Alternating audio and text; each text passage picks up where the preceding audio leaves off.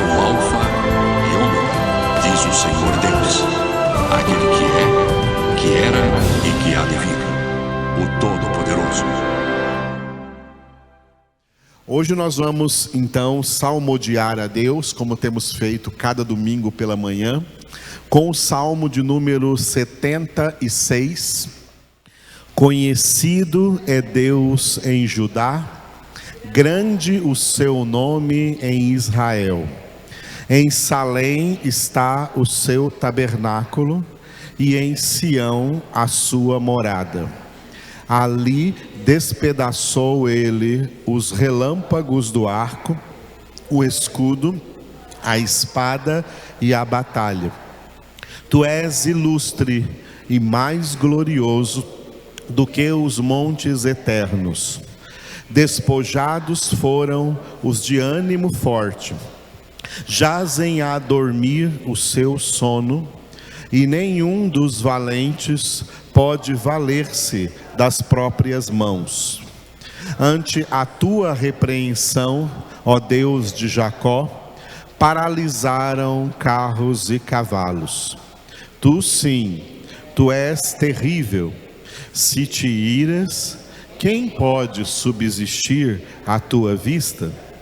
Desde os céus fizeste ouvir o teu juízo.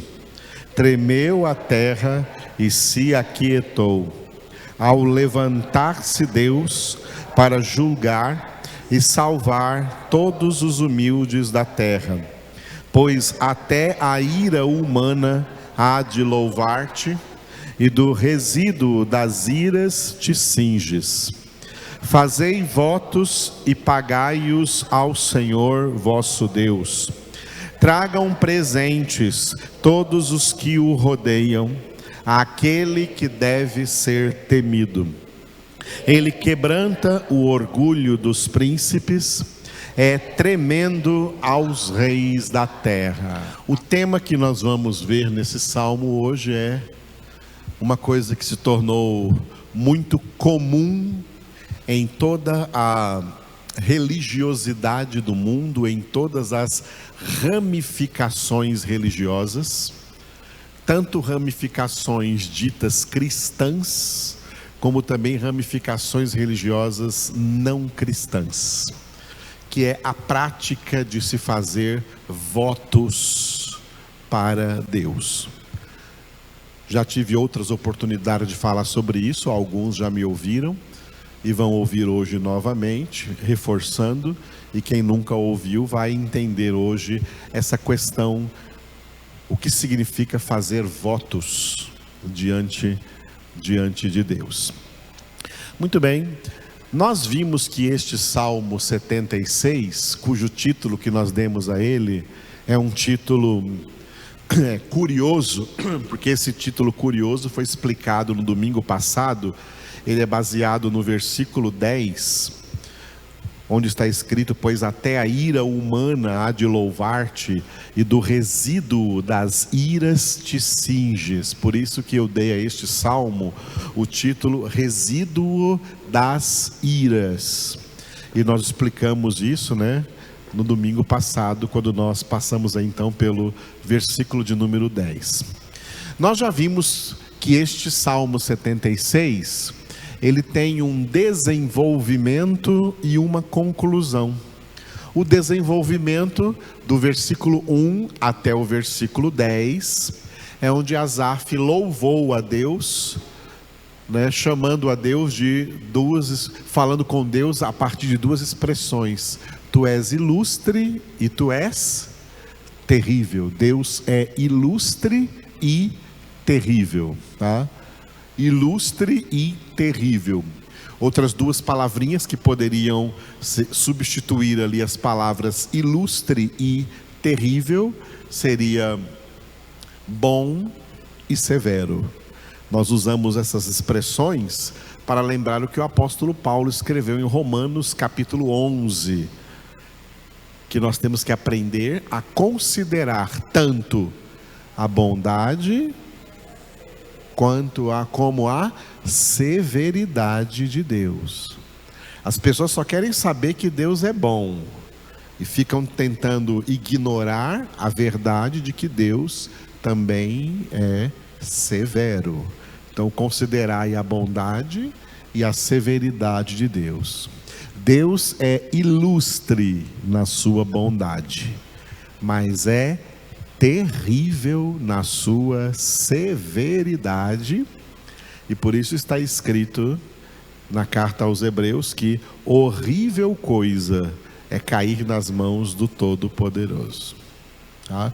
Esse foi o desenvolvimento do Salmo de 1 a 10 que nós terminamos na semana passada. E agora nos resta ver a conclusão do Salmo nos 2 últimos versículos, versículos 11 e 12, que eu dei aí o título de votos, por causa do versículo 11 que nós vamos ver hoje. Esses 2 versículos, 11 e 12, a conclusão desse salmo, estão divididos da seguinte forma. No versículo 11, Deus é aquele que deve ser temido. Diga, Deus temido. E no versículo 12, Deus é o Deus tremendo. Diga, Deus tremendo. Diga as duas, Deus temido, Deus tremendo. Bom, Deus temido está no versículo 11 que nós vamos ver agora, tá? Fazei votos e pagai-os ao Senhor vosso Deus. Tragam presentes todos os que o rodeiam, àquele que deve ser temido. Vamos repetir? Fazei votos e pagai-os ao Senhor vosso Deus. Tragam presentes todos os que o rodeiam, àquele que deve ser temido.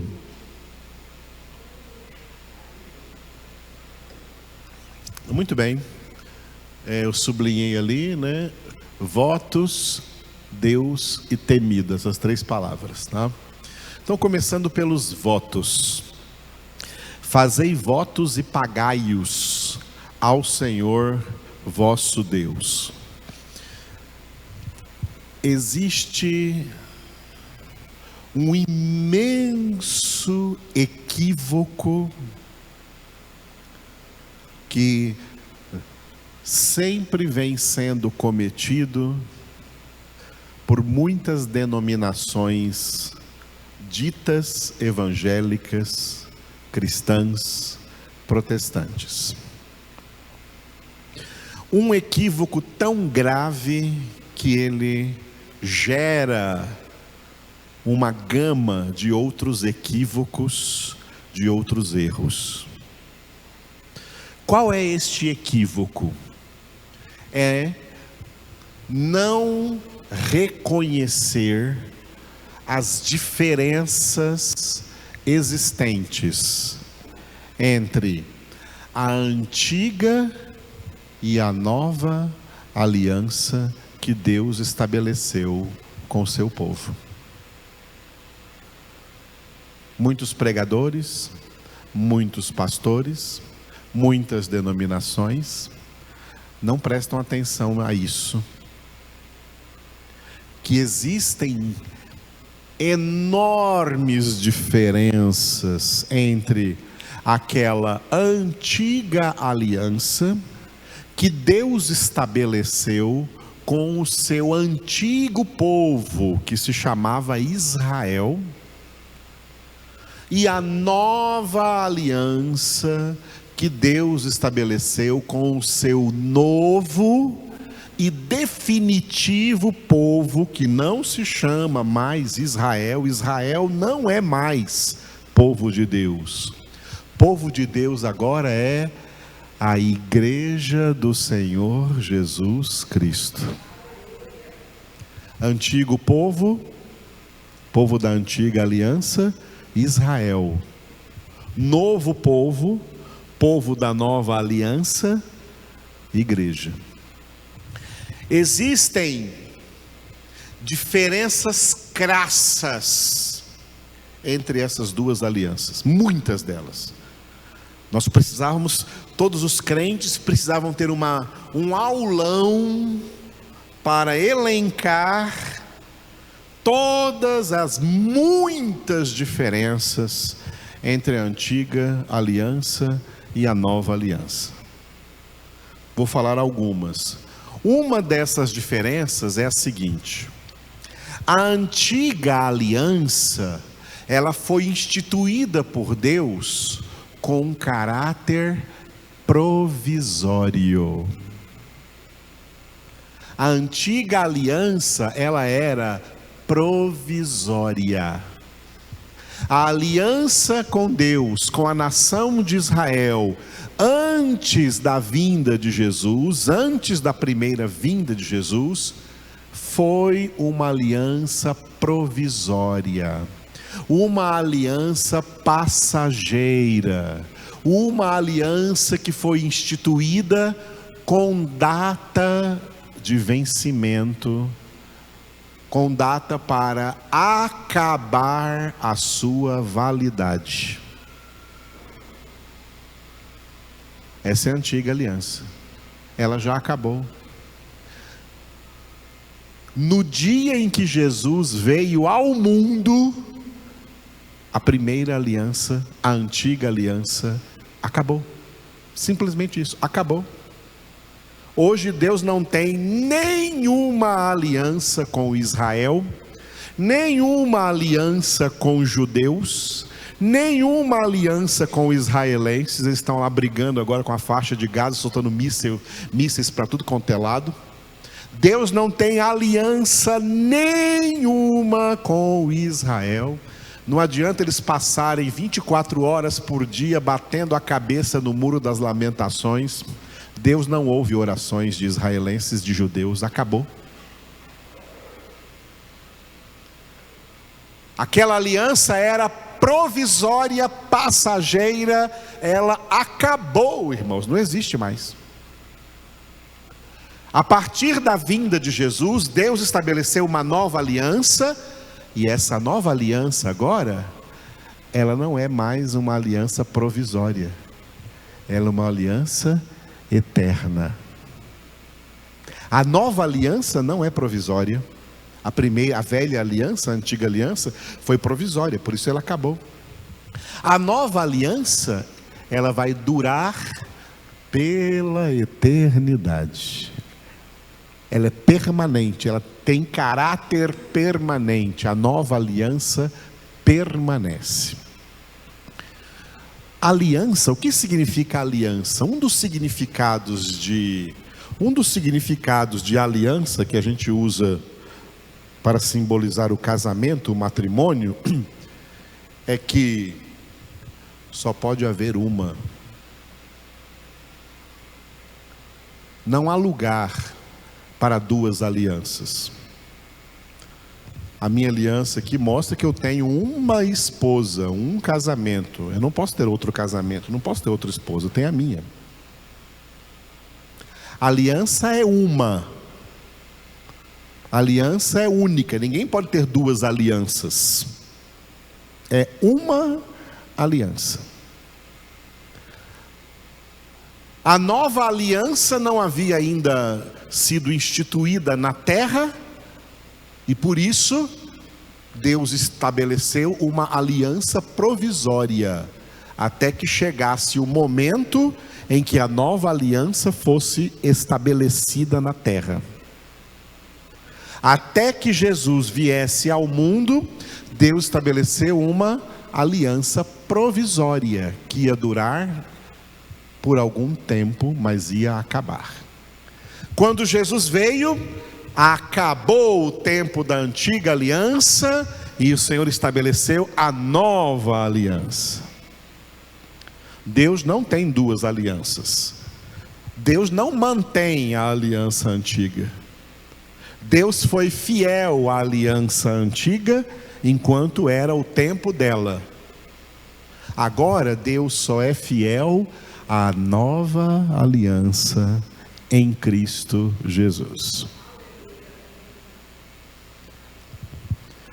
E o grande equívoco das igrejas, equívoco que faz com que muitos crentes tenham muitos pensamentos errados acerca da palavra, interpretem errado a palavra de Deus, é esse equívoco de não enxergar, de não aprender acerca de que essas duas alianças são terrivelmente diferentes, profundamente diferentes, e que a primeira já acabou, e nós estamos agora numa nova aliança que não vai acabar, que vai durar para sempre na presença de Deus. E quem não entende isso, vai deixar de entender um monte de coisas na Bíblia Sagrada. E vai entender errado um monte de coisas. Para cada aliança, Deus estabeleceu um testamento. Por isso que a Bíblia Sagrada contém 2 testamentos. O Antigo Testamento foi estabelecido no período da Antiga Aliança. O Novo Testamento foi estabelecido para a Nova Aliança. Por que são 2 testamentos? Porque eram 2 alianças. A Antiga Aliança acabou. E como a Antiga Aliança acabou, nós mantemos na Bíblia o Antigo Testamento, com seus 39 livros, porque os 39 livros do Antigo Testamento nunca deixarão de ser palavra de Deus. A aliança não vale mais, mas os 39 livros do Antigo Testamento continuam sendo palavra de Deus. No entanto, essa palavra de Deus que está nos 39 livros do Antigo Testamento, elas têm que ser hoje interpretadas, analisadas, avaliadas à luz do Novo Testamento, porque o Novo Testamento é o testamento da nova aliança. Existem muitas diferenças, como existem muitas diferenças entre a antiga e nova aliança, existem muitas diferenças entre Antigo e Novo Testamento que precisam ser consideradas. Porque muitos pregadores, pastores e denominações que não consideram essas diferenças, o que eles ficam fazendo? Eles ficam trazendo coisas do Antigo Testamento, coisas da Antiga Aliança e aplicando elas na Nova Aliança. Coisas que era só para o antigo povo de Deus, de Israel, antes da vinda de Jesus, e ficam aplicando essas coisas, pregando essas coisas, ensinando essas coisas, trazendo essas práticas para o povo da nova aliança, a igreja do Senhor Jesus. E é por isso que surgem no meio denominacional protestante muitas igrejas evangélicas, que são igrejas evangélicas judaizantes, ou igrejas evangélicas judaizadas. Igrejas aí com bandeira de Israel. Quando que Jesus falou que dentro da sua igreja tem que ter bandeira de Israel? Aliás, não tinha que ter bandeira nenhuma, porque a Bíblia diz que a nossa bandeira é o Senhor, Jeová Nissi, o Senhor é a nossa bandeira. Aqui eu não coloco nenhuma bandeira por causa disso. Tem igreja que você entra lá, tem bandeira do Brasil, tem bandeira de Goiás, tem bandeira de Israel. Para que essas bandeiras? Eles estão dando bandeira. A nossa bandeira é o Senhor, Jeová Nissi, Ele é a nossa bandeira, Ele está aqui conosco. E diz no Cântico dos Cânticos que a sua bandeira sobre nós é o amor. Por quê? Porque a nossa pátria está nos céus. Filipenses capítulo 3, está escrito isso, versículos 21 e 22. A nossa pátria está nos céus. Não temos que ter em igreja bandeira de pátria nenhuma aqui da terra, porque essas pátrias da terra, Brasil, Israel e todas, estão sendo encaminhadas para o seu final, e elas deixarão de existir a partir da guerra do Armagedon, no fim da grande tribulação. O Brasil não existirá mais, Israel não existirá mais, Estados Unidos não existirá mais, Canadá não existirá mais, México não existirá mais, nenhuma nação da terra existirá mais. Elas serão todas exterminadas pelo mesmo fogo que exterminou Sodoma e Gomorra. O único reino eterno é o reino de Deus. Esse é o nosso reino. E a bandeira desse reino é o Senhor é a nossa bandeira. Essas igrejas judaizantes e judaizadas colocam lá a bandeira de Israel, colocam lá, agora estão refazendo a arca da aliança de vários tamanhos. Não leem que em Jeremias capítulo 3, versículo 16, Jeremias 3,16, quem estiver anotando, anote aí. Em Jeremias 3,16 vem a ordem de Deus que não se fará outra arca, que chegaria o tempo, profetizando sobre o tempo da nova aliança, que ninguém mais ia dizer a arca do Senhor. Ninguém ia nem se lembrar mais dessa arca, ela não viria mais ao coração, à mente de ninguém. E termina o versículo dizendo: e não se fará outra. Jeremias 3,16, Deus falando isso. E não se fará outra. Por que essas igrejas ditas evangélicas estão fazendo arca da aliança de todos os tamanhos? Fazendo campanhas com arca da aliança, retiros com arca da aliança, vendendo pequenas arcas da aliança para todo mundo levar para casa, para ter prosperidade em casa. Porque quando a arca ficou no Antigo Testamento na casa de Obed-Edom, ele prosperou. Essa cambada de crente olho gordo quer prosperar às custas do nome de Deus. Avarento, avareza e idolatria, diz em Colossenses 3. Não tem que ter arca da aliança na igreja, porque a nossa arca é Jesus. A arca da nova aliança é a pessoa de Jesus. Não é uma arquinha de madeira folheada a ouro, não. É a pessoa de Jesus que é a nossa arca. Então as igrejas judaizantes e judaizadas estão aí com bandeira de Israel, arca da aliança, candelabro, o menorá da antiga aliança. Estão agora aí pastores, bispos e esses falsos apóstolos aí em determinados cultos e ocasiões das igrejas deles, usando vestes sacerdotais dos levitas da antiga aliança, estolas sacerdotais com as 12 pedras indicando as 12 tribos de Israel, celebrando a ceia que Jesus instituiu, mas vestidos, eu diria até travestidos de sacerdotes levitas da antiga aliança. Os sacerdotes levitas eram da antiga aliança. Na nova aliança não tem sacerdotes levitas. Na nova aliança não existem levitas. Há muitos anos as igrejas ficam chamando de levitas quem canta e toca em igreja é levita. Não é levita, não, é cristão. Nós somos chamados apenas de cristãos no Novo Testamento, em Atos 11:26, quando pela primeira vez os discípulos de Cristo foram chamados de cristãos. O povo da antiga aliança tinha 12 tribos. O povo da nova aliança é uma só tribo, a tribo do Senhor. Não temos 12 tribos, não temos essa divisão. Uma das 12 tribos era sacerdotal, a tribo de Levi. Na nova aliança, todos nós somos sacerdotes de Deus sobre a terra.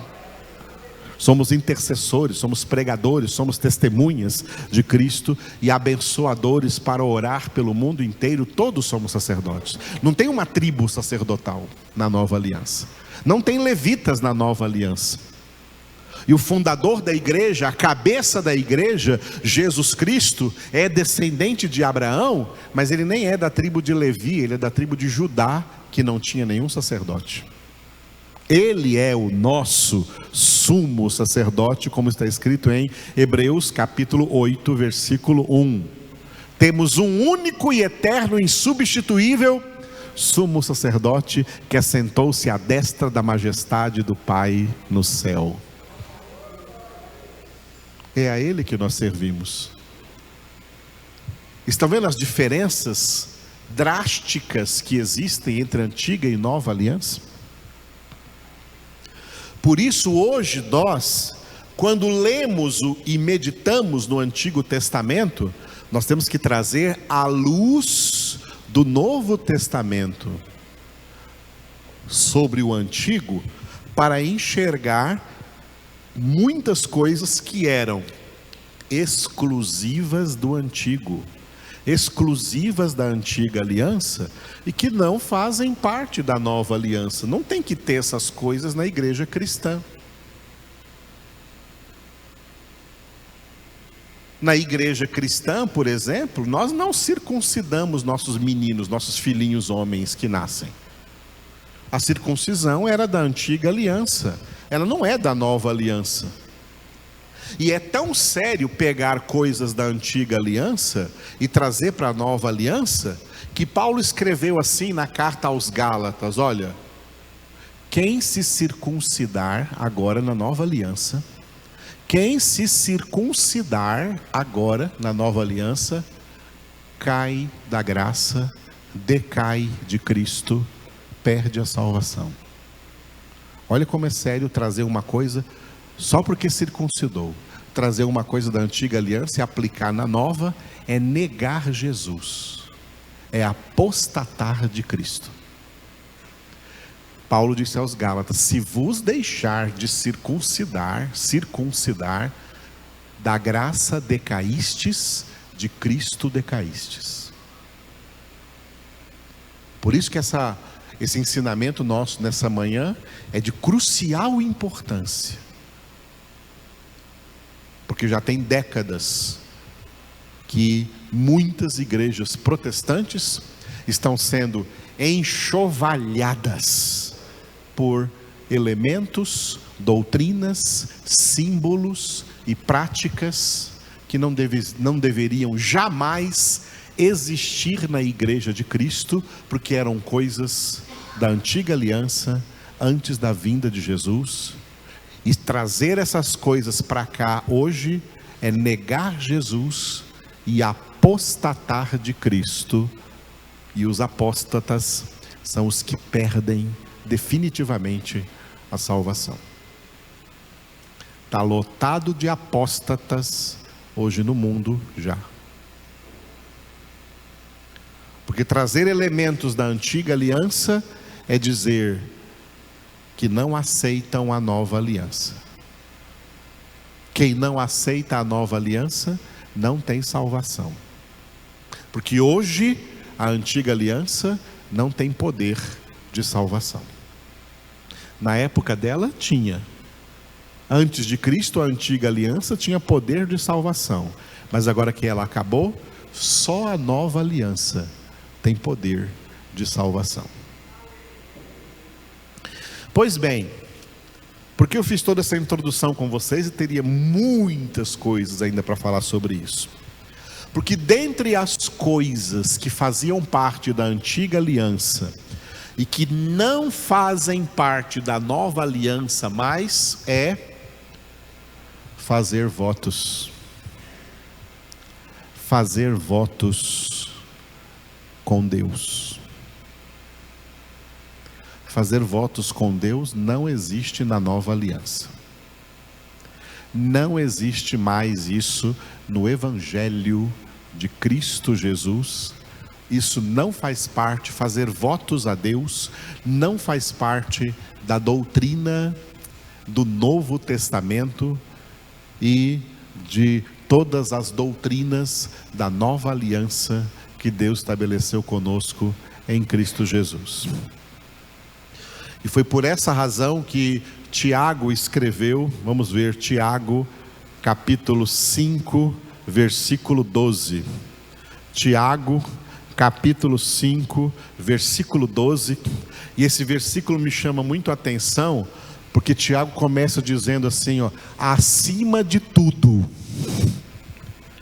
O que é tão importante para Tiago dizer assim, ó, acima de tudo? Ou seja, acima de tudo que eu escrevi para vocês nessa carta, eu vou colocar agora a coisa que eu julgo mais importante, acima de tudo que eu escrevi nessa carta. Tiago 5,12. Acima de tudo, porém, meus irmãos, não jureis, nem pelo céu, nem pela terra, nem por qualquer outro voto. Antes seja o vosso sim, sim, e o vosso não, não, para não cairdes em juízo. Vamos repetir?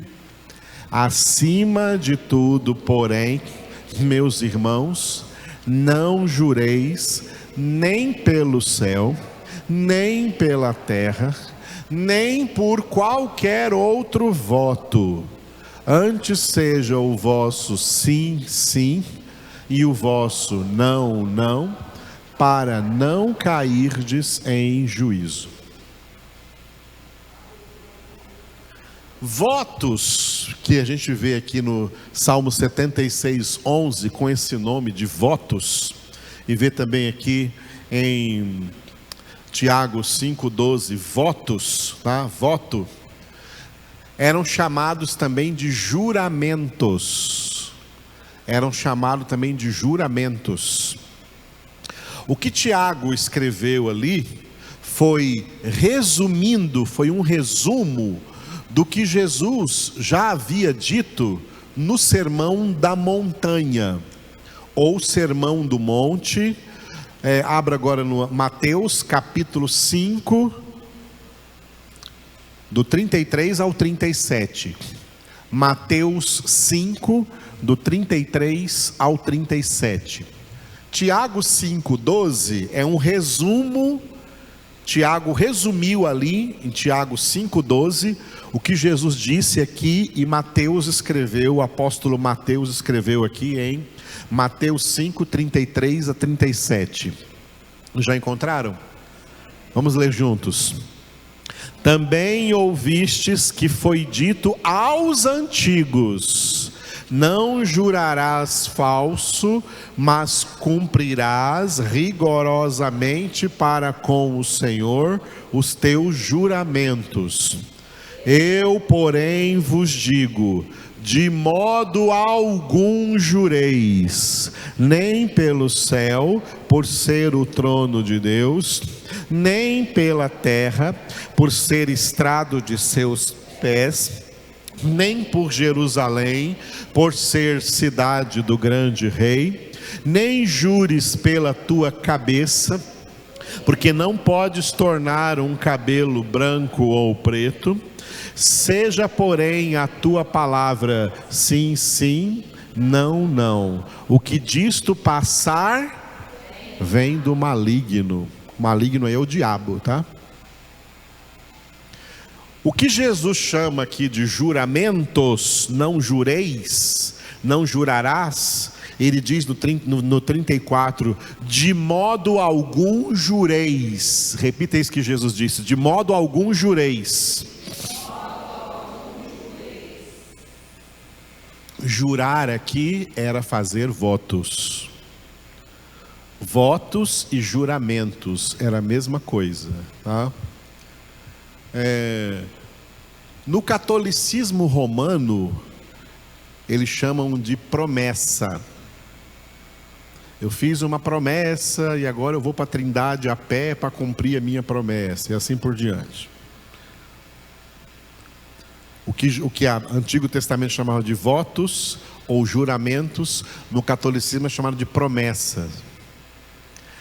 No catolicismo também é chamado de novena, que são uma espécie de campanhas de 9 dias, trezenas, que são campanhas de 13 dias. Eles fazem no mês de junho, por exemplo, a trezena do Santo Antônio, para as mulheres se casarem, arrumar um casamento. Que idolatria. Eles fazem campanhas, uma campanha anual de 40 dias, que se chama Quaresma, que vai da quarta-feira de cinzas até a Páscoa católica, porque essa Páscoa não é cristã, é católica, que dura 40 dias. Aí nesses 40 dias, os católicos que fumam param de fumar, os católicos que bebem param de beber, param de comer carne, vão comer só peixe ou salada, alguma coisa assim, por 40 dias. Aí quando chega no sábado de aleluia, eles descontam tudo. Daí para frente pode beber à vontade, fumar à vontade, comer carne à vontade. Isso foi inventado no catolicismo. Isso é voto. Isso é juramento. No protestantismo, desde que o protestantismo começou na Reforma Protestante de Martinho Lutero, 1517, não existia essa prática até meados da década de 80. A partir de mais ou menos 1986, 1987, hereges começaram a trazer para as igrejas evangélicas a prática dos votos com o nome de campanhas.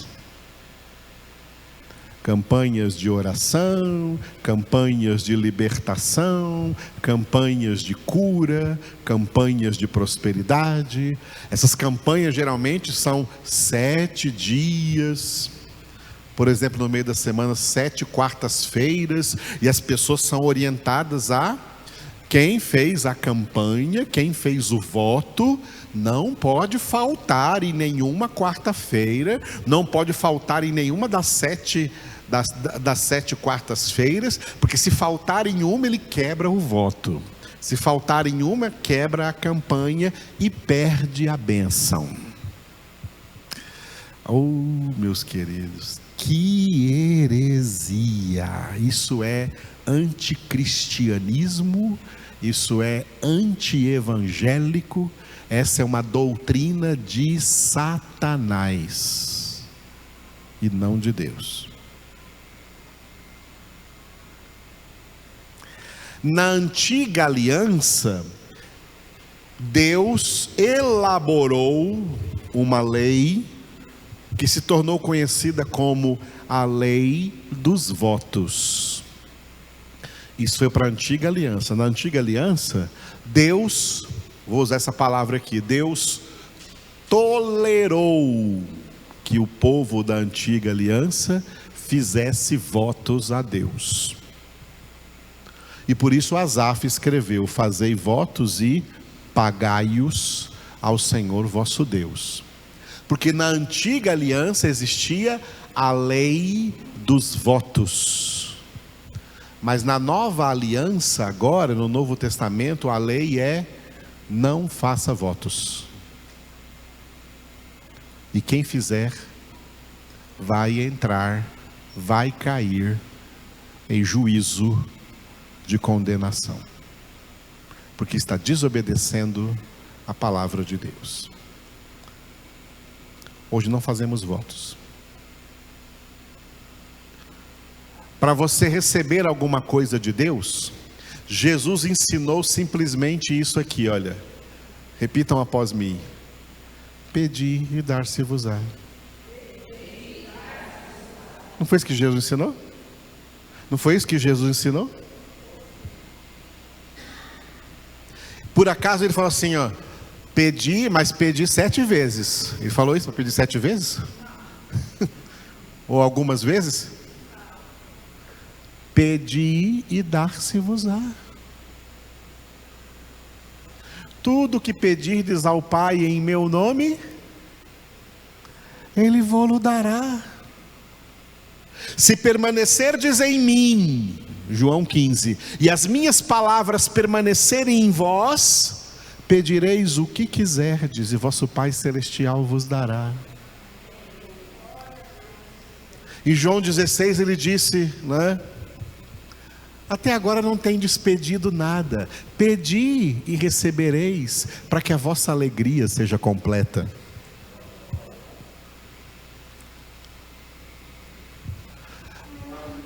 Os campaneiros que existem por aí fazendo campanhas, eles dizem que a campanha, fazer o voto, é pagar um preço. Se você quer ser abençoado por Deus, se você quer ganhar uma bênção de Deus, você tem que pagar um preço. Então você tem que fazer uma campanha, fazer um voto e não quebrar esse voto. Você tem que pagar um preço para ganhar essa bênção. Isso é anti-evangélico. Isso é antibíblico, está errado isso. Romanos 8:32.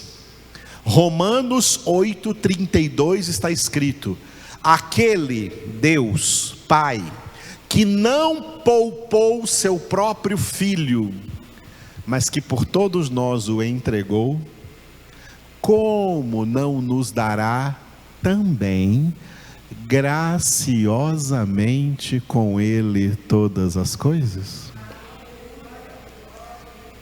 E o que significa graciosamente? Então qual é o preço?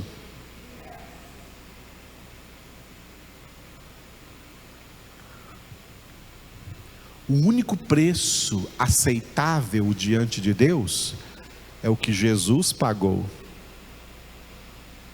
É o que Jesus pagou. E pagou tanto para a nossa salvação, que era a coisa mais difícil de Deus nos dar. E se Ele nos deu em Cristo o que era mais difícil, a salvação, qualquer outra coisa Ele dá graciosamente. Em Cristo Jesus. Não tem essa pagação de preço aí não. É daí que vem o nome do verbo pagar, fazer votos e pagai-os. É do verbo pagar que vem a palavra paganismo. O paganismo é a prática dos pagãos. Os pagãos são aqueles que acham que tem que pagar um preço para receber alguma bênção de Deus. É o paganismo.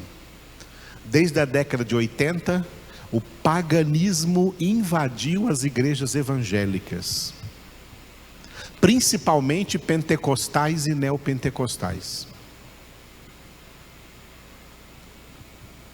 Invadiu essas igrejas. E eu sempre recordo isso que eu vou dizer agora, porque quando eu dei uma aula sobre isso, uma certa ocasião no seminário onde eu leciono, uma senhora perguntou para mim: mas pastor, então por que as pessoas fazem a campanha e elas alcançam a bênção que elas estavam pedindo? Eu respondi para elas assim, é porque quando chegar a hora dessa pessoa entrar no céu, Deus vai dizer para ela assim: olha, o que você queria, você ganhou lá na terra. Aqui no céu é só para quem obedeceu a minha palavra. Entendeu por que Tiago disse para não fazer nenhum voto, para não cairdes em juízo?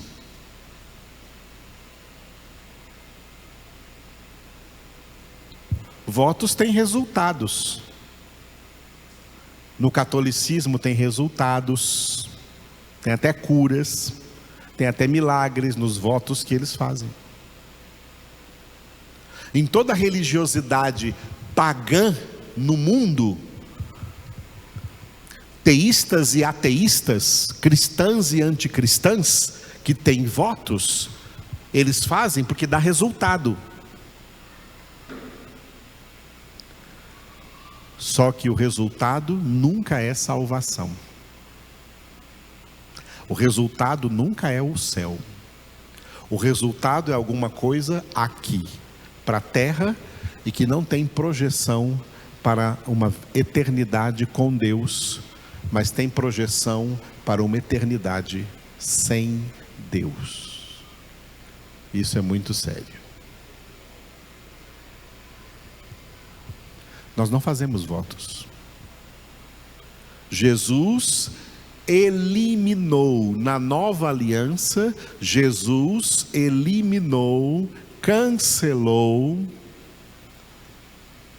a lei dos votos que existia na antiga aliança. No livro dos Salmos, não somente nesse salmo, mas em outros salmos também, estará falando de votos, fazer votos para Deus, porque o livro dos Salmos está no Antigo Testamento. Foi escrito na época da antiga aliança. Hoje, essa ordem aí de Asaf, ela não é para nós. Só existe na nova aliança uma coisa, que Deus quer dos seus filhos e das suas filhas: a sua santificação. 1 Tessalonicenses capítulo 4, versículo 3. Esta é a vontade de Deus, a vossa santificação.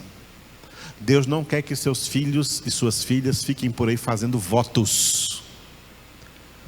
Ele quer que os seus filhos e suas filhas se santifiquem. Santifique a sua vida. Santifique a sua vida. Hebreus capítulo 12, versículo 14. Segui a paz com todos e a santificação, sem a qual ninguém verá o Senhor. Deus não quer ninguém por aí. Estou subindo o morro da Capuava para fazer votos. Estou jejuando tantos dias para fazer um voto para Deus. Não. Por que votos fazem tanto sucesso? Porque fazer votos é algo que se encaixa perfeitamente na mente humana decaída. A mente humana decaída, ela leva em consideração critérios meritórios. Critérios meritórios. O que é isso? Isso eu ouvi muito falar aqui no estado de Goiás, uma expressão que não fala muito lá em São Paulo, de onde eu venho, e fala muito aqui em Goiás, né? Você tem que fazer por onde? Você tem que fazer por onde? Até aqui eles falam, tem que fazer por donde? Você tem que fazer por onde merecer. Meritório é merecimento. Na cabeça das pessoas religiosas existe o fator meritório. Elas são imbuídas da ideia falsa de que para ganhar alguma coisa de Deus, elas têm que fazer por onde merecer. Elas têm que angariar méritos diante de Deus. Se Deus ver que elas estão fazendo um determinado sacrifício, agora que você fez sacrifício, você merece receber a bênção. É uma bênção merecida, tá? É uma bênção merecida. E isso se encaixa tanto na cabeça dos seres humanos, é tão natural, que pode perceber que é assim que os pais educam os filhos. Os pais educam os filhos desse jeito: olha, se você se sair bem na prova, então eu vou te dar um presente. O que você quer ganhar? Eu quero ganhar isso. Pô, você só vai ganhar isso se fizer isso aqui que eu estou mandando. Se obedecer o papai e a mamãe, aí então você vai ganhar. Olha, assim funciona a cabeça do homem. Não é assim que funciona a mente de Deus. Não é assim a mente de Cristo. Porque Deus nos salva sem merecermos. A graça é imerecida. Nós recebemos salvação sem merecer. E assim também todas as demais coisas que Deus nos dá é sem nenhum merecimento da nossa parte. Deus não nos dá nada porque nós merecemos isso. Deus nos dá Porque Ele é um Deus gracioso. Porque Ele age pela graça e não em função de méritos. Porque merecer, ninguém merece nada. O que todos nós merecemos é a mais justa condenação. Todos os homens. Por mais, põe muitas aspas aí, tá? Muitas aspas. Por mais que se diga que aquele homem é bom, oh que homem bom, é um homem bomba. Bom uma coisa. Por mais que se diga que alguém é bom, o que merece é a mais justa condenação. Todos merecem justa condenação. A salvação é por graça. E tudo que Deus nos dá em Cristo Jesus é pela mesma graça. Por isso as pessoas que tentam pagar algum preço para ter algum mérito diante de Deus, para merecer de Deus alguma coisa, são pagãos. E como pagãos, são filhos das trevas, são filhos do pecado, filhos da carne, filhos do mundo e filhos do diabo, não filhos de Deus. Filhos de Deus não são pagãos. Filhos de Deus são agraciados por Deus. E diante de tão grande graça, os filhos de Deus tomam consciência que agora, diante de tão grande graça que Deus me deu em Cristo Jesus, eu tenho que ser santo, como Ele é santo. Porque o que Deus requer de mim é a minha santificação. Por isso que qualquer outro voto é votos de tolos, é sacrifícios de tolos. O nosso sacrifício é, Romanos 12, 1 e 2, apresentar a Deus o nosso corpo, alma e espírito, nos entregar a Deus, não nos conformar com esse mundo e ser transformados mediante a renovação da nossa mente, pelo ministério da palavra de Deus, para experimentarmos qual é a boa, perfeita e agradável vontade de Deus. Essa vontade de Deus é a nossa santificação. É por isso, amados, que nós deveríamos agora, na nova aliança, reescrever esse versículo aí do Salmo 76, 11, assim, ao invés de escrever assim, fazei votos e pagai-os ao Senhor vosso Deus, é assim, santificai-vos diante do Senhor vosso Deus. Repita comigo: santificai-vos diante do Senhor vosso Deus. E agora, tragam presentes todos os que o rodeiam. Qual presente Deus quer receber de nós? De mim, de você? Qual presente Deus quer receber diante do presente que Ele nos deu? Ele nos deu Jesus. O único presente que Deus agora quer receber de nós é a consagração total da nossa vida a Ele. Eu sou teu, Senhor, sou tua propriedade, porque esse povo de Deus é um povo. O povo verdadeiro de Deus é o povo que Pedro descreveu em 1 Pedro 2,9. Raça eleita, sacerdócio real, nação santa, povo de exclusiva propriedade de Deus. O presente que Deus exige de nós agora é um presente de consagração exclusiva. Senhor, eu não sou mais do mundo, eu sou do Senhor. Eu sou tua propriedade. Eu não sou mais um objeto nas mãos de Satanás. Eu não sou mais uma marionete nas mãos de Satanás. Eu não devo mais nada para a carne nem para o mundo. Eu sou do Senhor. Eu sou tua propriedade. Esse é o presente que nós trazemos diante daquele que deve ser temido, porque o temor do Senhor é o princípio da sabedoria. Amém?